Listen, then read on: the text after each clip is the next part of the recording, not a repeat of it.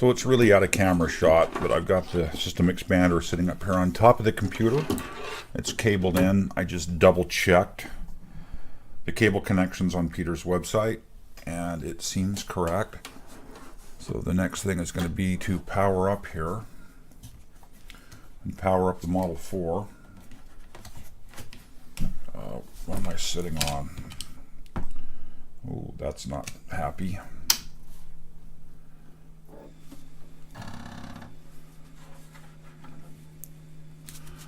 And I believe at this point I have to boot from floppy in order to get the correct drivers for this to work.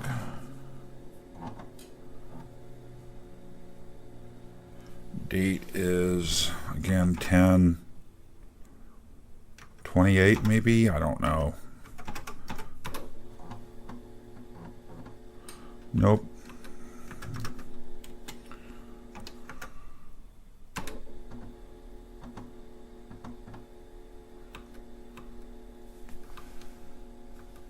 I'm not actually sure what I got to do here to make this go.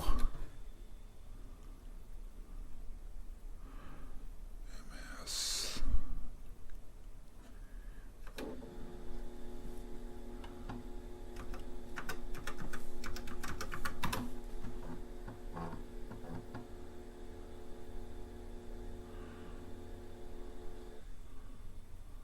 Requested drive slot already in use. So we know drive 0 is the floppy.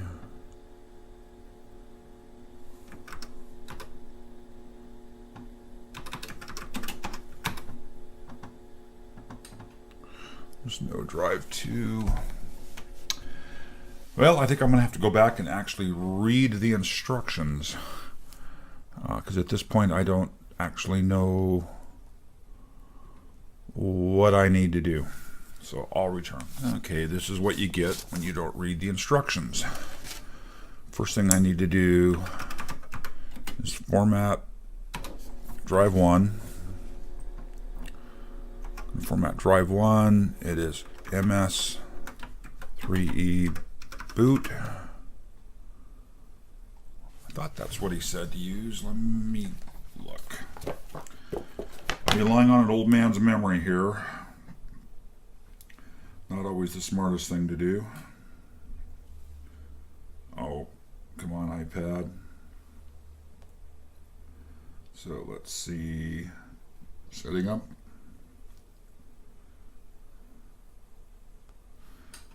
I am the wrong one. There we go. Setting up the M3SE.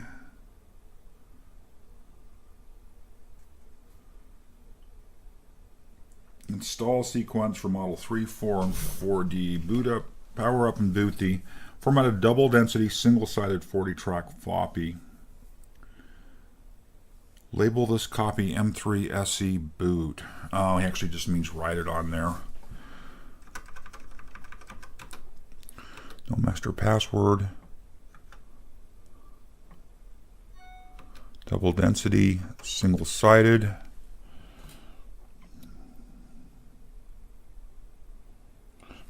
track. So we'll format that drive.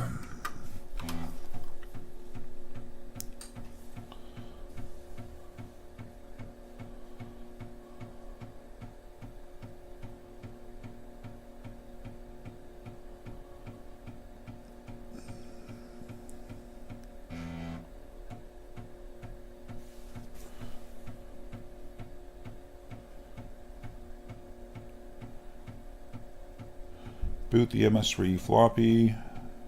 No, so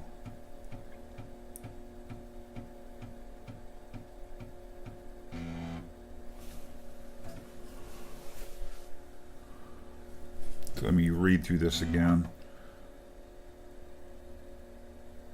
Let's see, connect.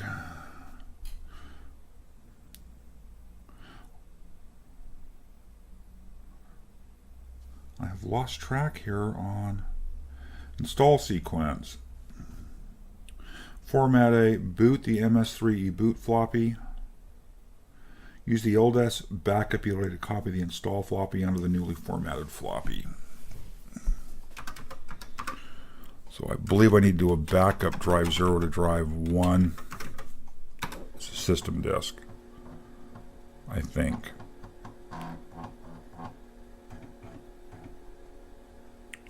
Different pack IDs.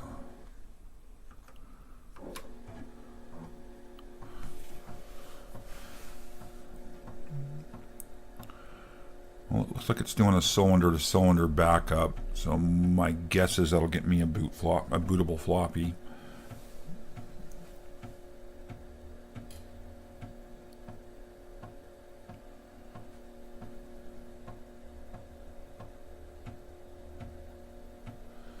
Let's see.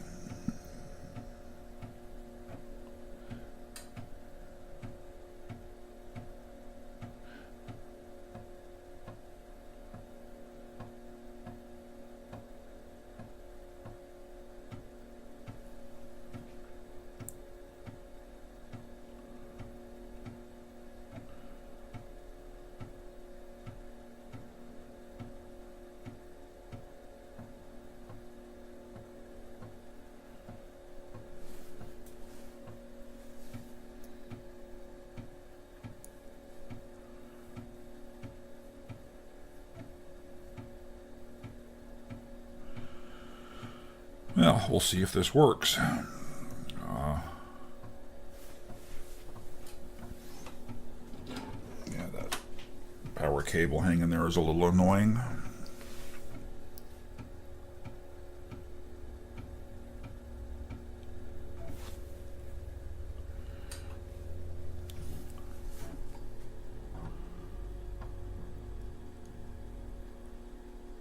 Yep, don't need to modify the mod flags, as we're not calling that an official backup. I think this should now be a bootable disk, and it is. So now we want to set up the hard drive drivers onto it.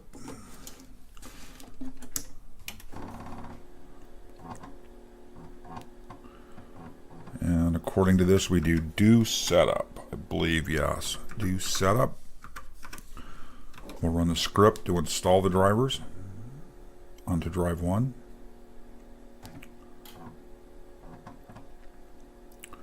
Write protected disk. Oh, maybe, okay, I think I misinterpreted that. We boot from the floppy we just made. And do setup will and set, okay.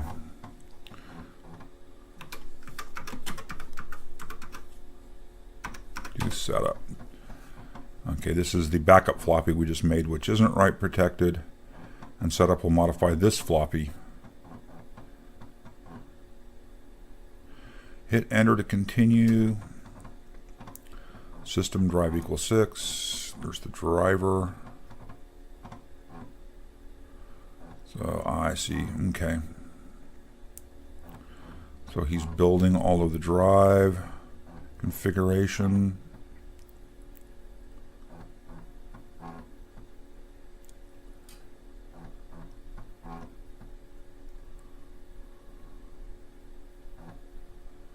And yep, I see.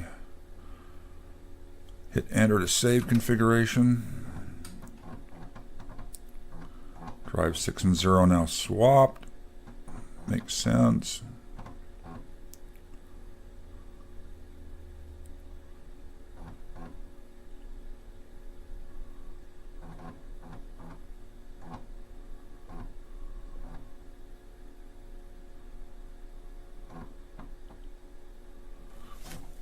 Let it keep cranking away here.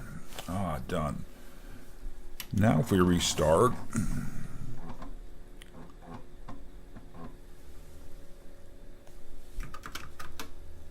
oh, there we are. I can see the activity LED flashing up there on the Model 3 system expander.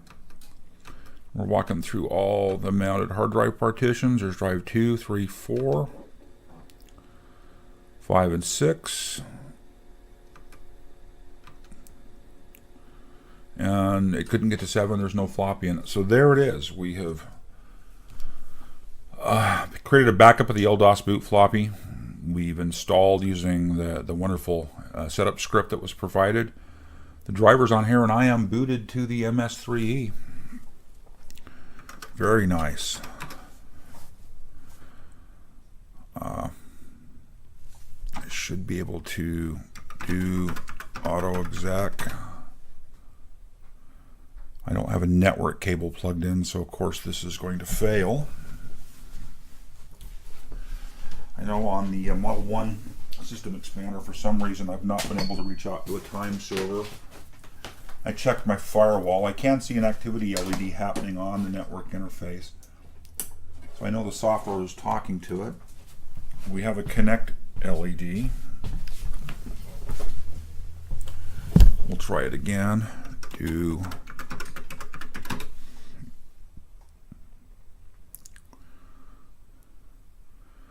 There it is. It reached out and connected. Very nice. Oh no, it got an IP from my router. Sorry, I misread that. Now it's trying to open up SMTP, get out, and it's just not routing out. I still think it's probably firewall on my end.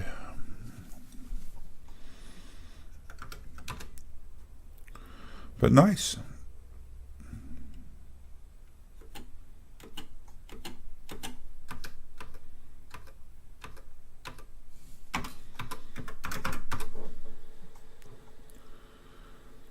It's not stat. What's the name of the program?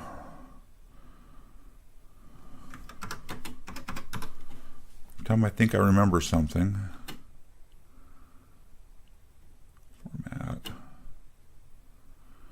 ID, backup, and boot. And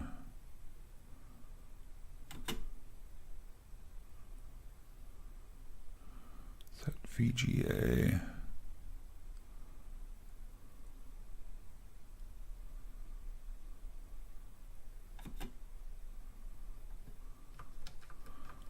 I'm going to have to take a look. This may not work the way I think it does based on my experience with the Model 1, but again, that's probably me. Anyhow, we've made progress here. We've assembled the board. Nearly spilled my coffee. Assembled the board. The board appears to be working. We're seeing the hard drive partitions on the compact flash card. We've got a bootable floppy. Next piece we'll be tackling is this ROM replacement for ROM BC. This should allow me to auto boot without the floppy in the system. So hold it up here, you can see it. We'll tackle that next. So we'll talk soon. Bye. So after some research online, I've determined that U4 is the BC ROM, and that appears to be this device right here. And so I'm going to go ahead and see if I can work him loose. Oh, that's the wrong screwdriver. I need a flat blade.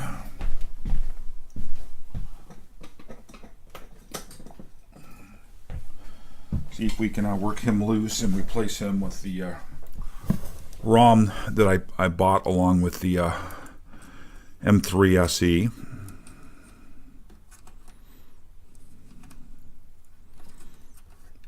Took a bit of digging through various manuals to determine this was the ROM. There we go. So, sorry for the poor lighting here.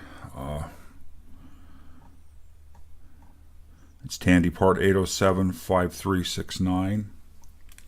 I'm going to assume that is the correct part number for the BC ROM. I'm going to bend in the pins here on the replacement EEPROM. The pins got bent up on this device when I was removing it. Actually managed to crush the little plastic tube it was shipped in. I'm sure the pins were nice and straight when it came from Bartlett Labs, and I managed to set something heavy on top of the little tube and crush it and bend a couple of pins. Actually bent more than a couple of pins. Shoot. Well, that's completely on me.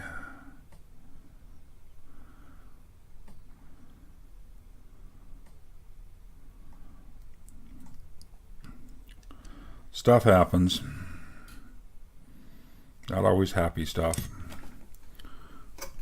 Again, apologies that the lighting is so poor here. I'm not at my bench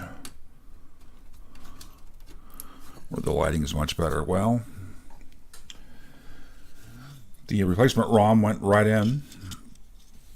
Once the pins were straight, I will take a look to make sure the pins are straight and in the socket, and then I'll spin it around and we'll power it up and see if that was the right ROM. So apologies for not having the monitor in frame. I've got the M3SE powered off. I'm just going to start the system. Well, that's a good sign. The floppy accesses and watch the monitor. The monitor's asking for the SCAT.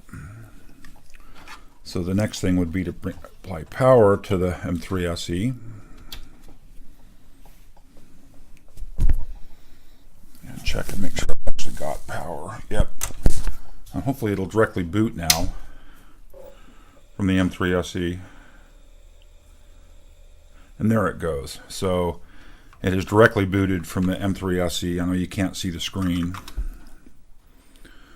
but that worked well. I replaced the U4 on this gate array model with the ROM that I got from the Bartlett Labs website, and we booted directly to the Model 3 or the M3SE. So that's a nice step forward. So I think we're successful with the M3SE build and install.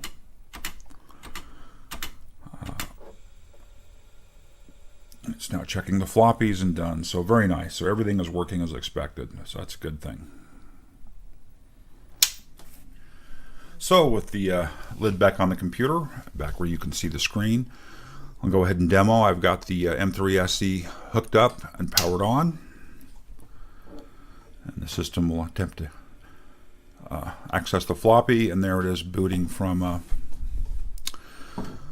M3SE. I remember how to do this. Date, it is 10/28 2017.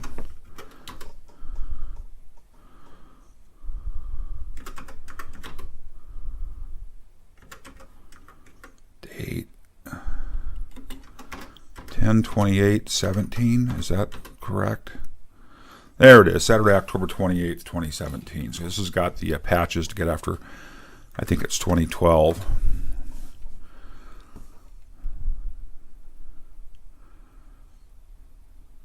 DHCP.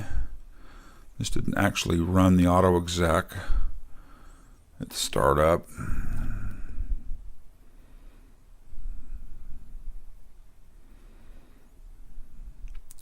I'm going to have to read more to figure out what all these commands do.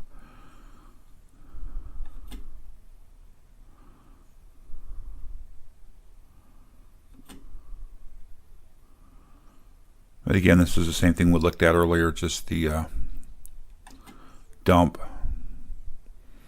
of all the partitions on the hard drive emulation.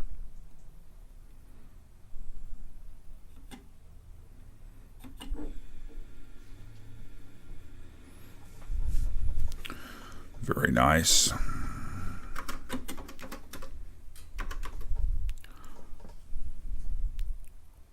Of course, I don't have the VGA monitor hooked up here to see the VGA display. I'm confident it's working.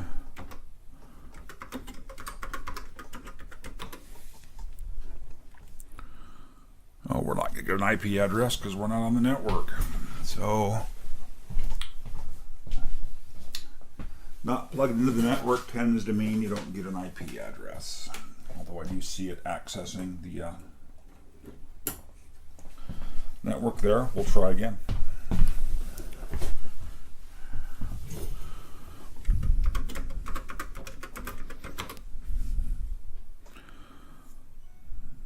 So we got same IP address as before. So I have not resolved why we can't reach out to the SNTP server or service. I have looked at my firewall configuration on my router, and this should be routing out. I'm not sure why it doesn't, but I'll tackle that later. So once this times out here,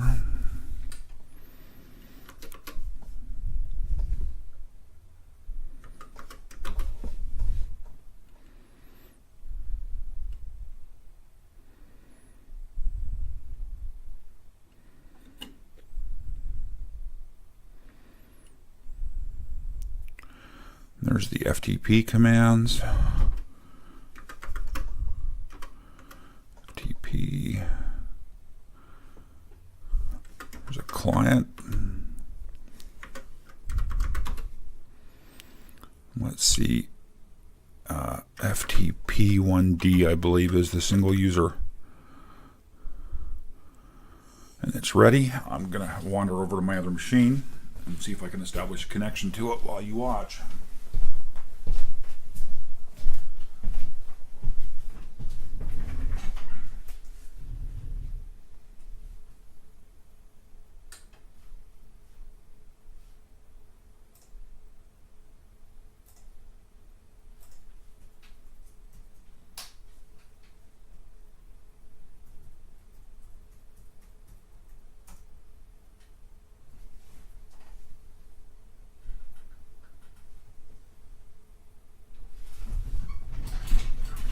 Connect and fail, or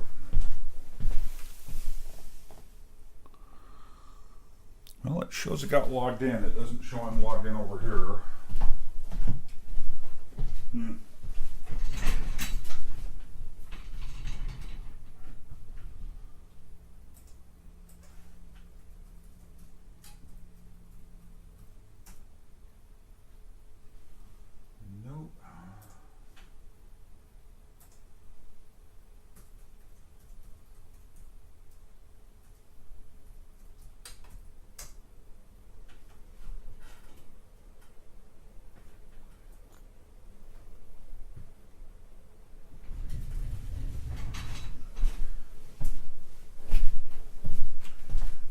Go ahead and break out here and rerun it. So I think I had already occupied that connection. No, it was connected, then disconnected. I'm just moving too quick. FTP1D. I should now be able to connect and see it connected on my side.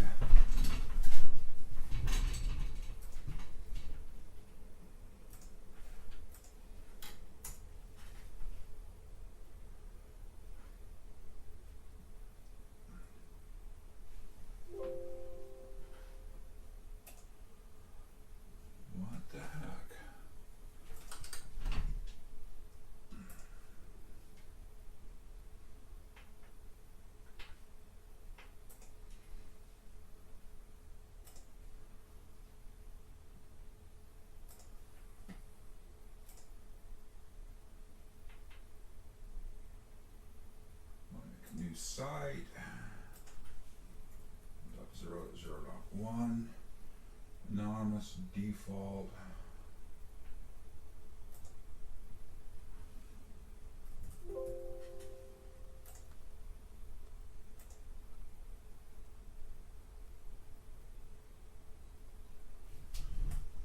Interesting, I am just not getting connected.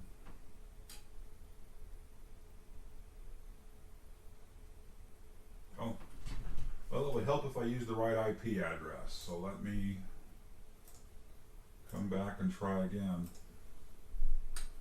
10.0.0.10. There it is.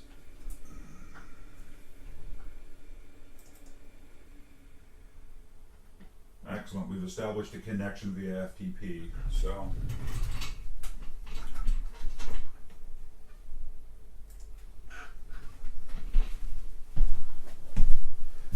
Well, that's nice. We were able to connect and get logged in, and you got to see it happen here. It just took me a couple of tries over there, of course, to make it work.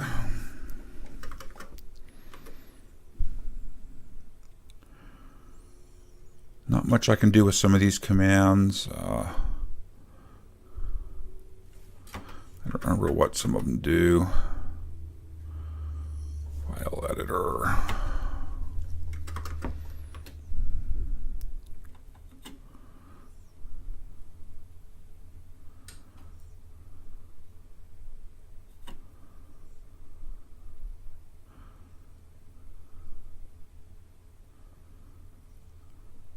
Now I've got some software I need to move over onto the machine to give a play with.